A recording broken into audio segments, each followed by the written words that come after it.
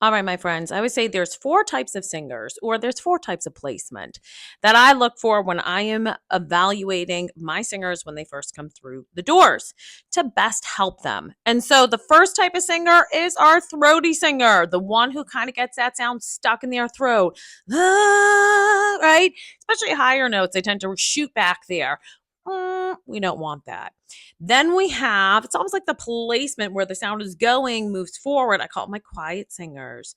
Looking out, kind of sit back. They're sitting in the middle of their mouth, probably not opening up enough. And then we have our nasal singer. Oh, baby.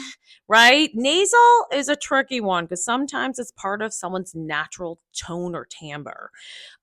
Look at Ariana Grande, look a little bit at Sam Smith. You have that there. So that said, we just want to make sure it sounds more natural and not like that, which just doesn't sound pleasant.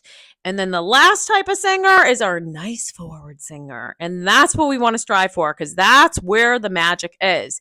And that is looking out on the moon, right, nice and forward. So, I have other videos, my friends, on how to make that happen, but take a quick moment to see where do you sit. Maybe you sit in multiple places depending upon the range, but it can all be worked on and improved.